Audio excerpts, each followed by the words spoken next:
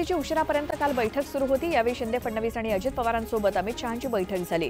तब्बल 1.5 तास ही बैठक चालली आणि शिंदे फडणवीस आणि अजित पवार पहाटे मुंबईमध्ये दाखल झाले। साताऱ्यातून उदयनराजेंची उमेदवारी जवळपास निश्चित झाली। रात्री उशिरा राजेंनी अमित शहांची भेट घेतली आणि उदयनराजे आणि अमित शहांची भाजपच्या मुख्यालयात भेट झाली। या बैठकीला जे.पी. नड्डा आणि देवेंद्र फडणवीस उपस्थित होते अशी माहिती सूत्रांनी दिली। त्यामुळे उदयनराजेंची 3 दिवसांची दिल्लीवारी यशस्वी झाल्याचं दिसतंय। उल्हासनगरात होळी निमित्तानं बाजारपेठेत विविध रंग आणि पिचकाऱ्या खरेदीसाठी मोठ्या प्रमाणात गर्दी झाली आहे। नैसर्गिक रंग घेण्यासाठी नागरिकांनी गर्दी केली आणि विविध आकाराच्या पिचकाऱ्या घेण्यासाठी लहानग्यांची सुद्धा लगबग पाहायला मिळते। केंद्र सरकारच्या वाणिज्य मंत्रालयाने 31 मार्च नंतर सुद्धा कांदा निर्यात बंदी पुढील सूचनेपर्यंत कायम राहणार असल्याचं म्हटलंय। लोकसभा निवडणुकीमुळे येत्या 8 दिवसात तरी निर्यात बंदी हटेल आणि कांद्याला भाव मिळेल अशी शेतकऱ्यांना आशा होती, मात्र ही आशा पोल ठरल्यानं शेतकरी संताप व्यक्त करतायत।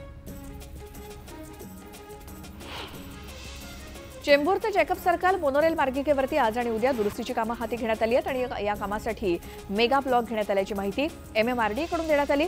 या निर्णयानुसार आज वडाळा डेपो स्थानक ते चेंबूर स्थानकादरम्यानची सेवा सकाळपासून बंद राहणार असून रात्री 8 नंतर 1 तासांच्या अंतरानं मोनोच्या फेऱ्या सुरू राहतील। मध्य रेल्वेवरती विविध अभियांत्रिकी आणि देखभालीच्या कामासाठी आज मेगा ब्लॉक घेण्यात येणार आहे। माटुंगा मुलुंड अप आणि डाऊन धीम्या मार्गावरती तर हार्बर मार्गावर कुर्ला ते वाशी दरम्यान ब्लॉक असणार आहे। राज्यामध्ये यंदा होळीनंतर उष्णतेचा दाह जाणवेल असा इशारा हवामान विभागानं दिला। राजस्थान, गुजरात, तेलंगणा, मध्य प्रदेश, आंध्र प्रदेशात देखील तापमानाचा पारा वाढलाय।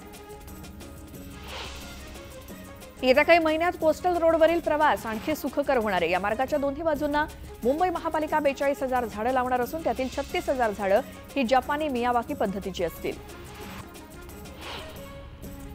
होळी निमित्तानं घरोघरी पुरणपोळ्या बनवल्या जातात। यंदा मात्र चणा डाळ गेल्या वर्षीच्या तुलनेत 22 रुपयांनी महागली आहे। चणा डाळीचे भाव गेल्या वर्षी 60 रुपये होते, ते यंदा 82 रुपये किलोवर पोहोचलेत। पनवेल महानगरपालिकेची करसंकलन मोहीम सुरू असून मालमत्ता कर विभागानं दिवसभरात 2,50,00,000चा विक्रमी कर भरणा केलाय। सुमारे 320 कोटींचा मालमत्ता कर वसूल करण्याचं पालिकेचं लक्ष्य आहे। मरीन लाईन्स येथील जे रुग्णालयाचा जिमखाना गेल्या 3 वर्षांपासून धुळखात पडू नये। अखेर वैद्यकीय शिक्षण विभागाने याची दखल घेत जिमखान्याच्या नूतनीकरणासाठी 14 कोटी रुपये 88 लाख 14 कोटी 88 लाखांचा निधी मंजूर केलाय। भुसावळ जिल्ह्यामध्ये सलग दुसऱ्या दिवशी तापमान 41 अंशांवरती गेले आणि होळीपूर्वीच भुसावळकरांच्या जीवाची काहिली होतीये। त्यामुळे आता एप्रिल आणि मे महिन्यात तापमानाची समस्या डोकेदुखी ठरणार आहे। कल्याण पूर्वेकडील कोळीवाडा भागात असलेल्या मंदिरात चोरी झाली। चोराचा देवीच्या मंदिरात नमस्कार करण्याच्या बहाण्यानं जाऊन त्यानं गाभाऱ्यातील देवीच्या पादुका चोरल्यात। ही घटना सीसीटीव्ही कॅमेऱ्यात कैद झाली असून पोलिसांकडून चोरट्याचा शोध सुरू आहे। भाजपचे नेते हर्षवर्धन पाटलांच्या इंदापुरात महाविकास आघाडीची जाहीर सभा झाली। या सभेत महाविकास आघाडीच्या नेत्यांनी भाजप आणि हर्षवर्धन पाटलांवरती जोरदार टीका केली। इंदापुरात लोकसभा आणि विधानसभेला तुतारी वाजणारच असा निर्धार सुप्रिया सुळेंनी बोलून दाखवला। घटस्फोट घेऊन 6 महिने झाले, त्यामुळे माझ्यावरती टीका करताना विचार करा असा इशारा सुप्रिया सुळेंनी अजित पवारांच्या राष्ट्रवादी काँग्रेसच्या नेत्यांना दिला। लोकसभा निवडणुकीच्या पार्श्वभूमीवर बारामतीत सुळे विरुद्ध पवार अशी लढत होणार आहे, हे जवळपास निश्चित झालंय आणि अशावेळी दोन्ही बाजूंनी जोरदार वारप्रहार सुरू आहे। इंदापुरात महाविकास आघाडीच्या प्रचार सभेला येऊ नये यासाठी कार्यकर्त्यांना धमक्या दिल्या जात असल्याचा आरोप शरद पवार पक्षाचे आमदार रोहित पवार यांनी केलाय। तर इंदापूरची जनता अशा धमक्यांना भीक घालणार नाही असा जोरदार घणाघात सुप्रिया सुळेंनी केला। पराभवाची भीती वाटायला लागल्यानं धमक्या दिल्या जात असल्याचं सांगत संजय राऊतांनी जोरदार हल्लाबोल केला। माढा मतदारसंघातून उमेदवारी मिळाली तर 2.5 लाखांनी विजयी होईन असा दावा राष्ट्रीय समाज पक्षाच्या महादेव जानकर यांनी केला। माढ्यातून संधी मिळाली तर जनताच माझा आग्रह धरेल असंही ते म्हणाले। शिवसेना फोडली, राष्ट्रवादी फोडली तरी देखील भाजपला मनसेला सोबत घ्यावं लागतंय, याचाच अर्थ भाजपचा कॉन्फिडन्स खचलेला दिसतोय अशी टीका अमोल कोल्हेंनी केली। अबकी बार 400 पारची घोषणा देताना ते जेमतेम 200चा आकडा गाठतील असा टोला त्यांनी लगावला। बीड लोकसभेसाठी शरद पवार गटाचा उमेदवार जाहीर होण्याआधीच नाराजीचे सूर उमटू लागलेत। आंबेजोगाईमध्ये शरद पवार पक्षाच्या निष्ठावंतांचा मेळावा भरवण्यात आला। यात पक्षामध्ये निष्ठावंत असणाऱ्यांनाच लोकसभेची उमेदवारी मिळावी अशी मागणी करण्यात आली। अमरावतीमध्ये उद्धव ठाकरे गटाचं समर्थन मेळावा आयोजित करण्यात आला आणि महाविकास आघाडीमध्ये हा मतदारसंघ काँग्रेसकडे गेलाय। बळवंत वानखेडे यांना उमेदवारी घोषित झाली आहे। त्यानंतर ठाकरे गटाचे शिवसैनिक नाराज झालेत आणि ठाकरे गटाला उमेदवारी मिळेल अशी अपेक्षा व्यक्त करत कोणतीही बंडखोरी करणार नसल्याचं सांगण्यात येत आहे। यवतमाळ वाशिम लोकसभा मतदारसंघामध्ये शिवसेनेकडून आढावा घेण्यात आला। मुख्यमंत्री एकनाथ शिंदे यांच्या सूचनेनुसार 2 निरीक्षक ठाण्याहून यवतमाळमध्ये दाखल झालेत आणि उमेदवार कोणी असो निवडणूक लढण्यासंदर्भात सूक्ष्म नियोजन व्हावं, प्रचार यंत्रणा कशा पद्धतीने राबवावी यासाठी बैठक घेण्यात आली।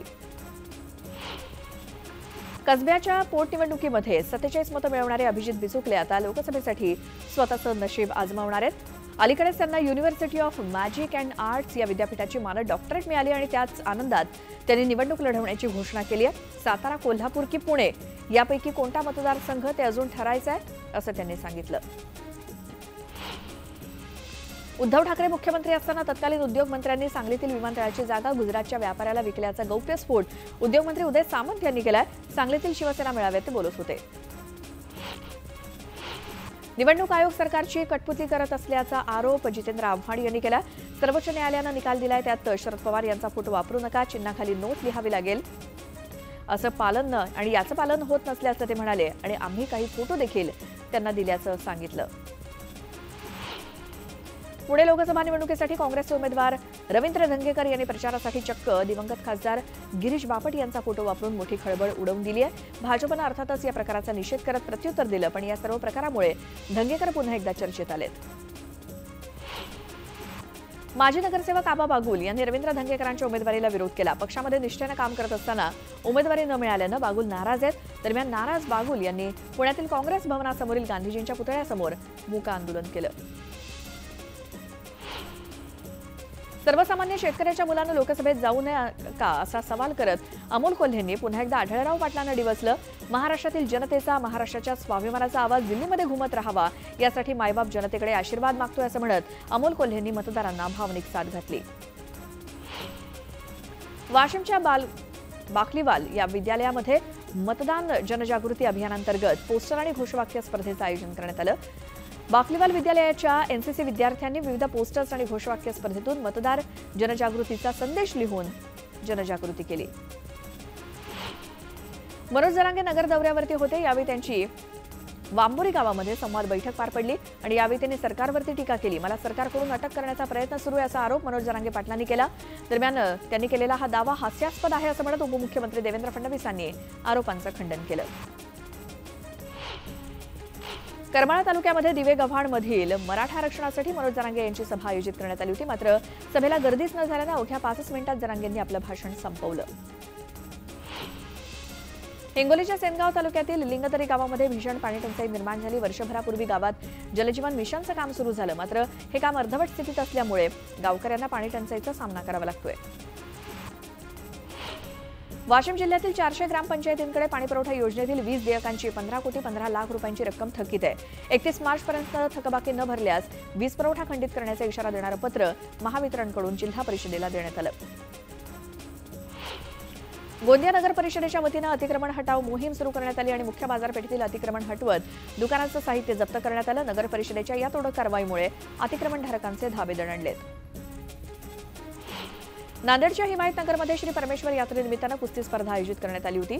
या स्पर्धेमध्ये कोल्हापूरच्या विक्रम गायकवाड या पैलवानानं मानाची पहिली कुस्ती जिंकली। ही कुस्ती स्पर्धा पाहण्यासाठी पंचक्रोशीतील नागरिकांनी गर्दी केली होती। चिंचा खायला देण्याच्या बहाण्यानं जवळ बोलावून ऊसतोड मजुराच्या गतिमंद मुलीवरती अत्याचार केल्याचा धक्कादायक प्रकार बीडच्या शिरसाळामध्ये घडलाय। मुलगी गर्भवती राहिल्यानंतर हा प्रकार उघड झाला। पीडितेच्या आजीनं दिलेल्या तक्रारीनंतर पोस्को अंतर्गत गुन्हा दाखल झालाय। अनैतिक संबंध असल्याच्या संशयातून मित्राला दारू पाजून त्याची हत्या केल्याचा प्रकार संगमनेरमध्ये घडला। या प्रकरणी पोलिसांनी अवघ्या 2 तासात संशयित आरोपींना अटक केली।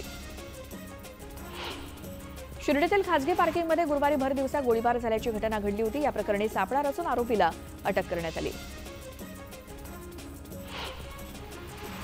राज्यभरात सध्या धुमधडाक्यात होळीची तयारी सुरू आहे। सर्वत्र होलिका दहन करण्यात येईल आज, परंतु मुंबईच्या वरळी कोळीवाड्यामध्ये रात्री 12 वाजताच होळीचं दहन झालं। दापोली शहरापासून अगदी हाकेच्या अंतरावरती असलेल्या चंद्रनगर गावात दरवर्षी पारंपरिक शिमगोत्सव फार मोठ्या उत्साहात साजरा होतो। श्रीदेवी घाणेकरीण, श्रीदेवी वाघजाईच्या पालख्या गावभेटीस निघतात आणि इथल्या शिमगोत्सवाचं वैशिष्ट्य म्हणजे शिमगोत्सवात इथे साजरा होणारा गोमूचा नाच। हा नाच पाहण्यासाठी अगदी मुंबई पुण्यातून अगदी रसिकजन चंद्रनगर गावाला भेट देत असतात। रत्नागिरी जिल्ह्यातील दापोलीमध्ये शिमगोत्सव पारंपरिक पद्धतीने सुरू असून वेगवेगळ्या गावातल्या वेगवेगळ्या प्रथा परंपरा आजही जपल्या जातात। आसूक गावानं पारंपरिक काठखेळ ही एक अनोखी प्रथा जपलेली आहे। आगामी निवडणुकांच्या पार्श्वभूमीवर पोलिसांनी कायदा सुव्यवस्था राखण्यासाठी सराईत गुंडांना स्थानबद्ध करण्याची कारवाई सुरू केली आहे। जामिनावरती सुटलेल्या आरोपींवर पोलिसांची करडी नजर असणार आहे।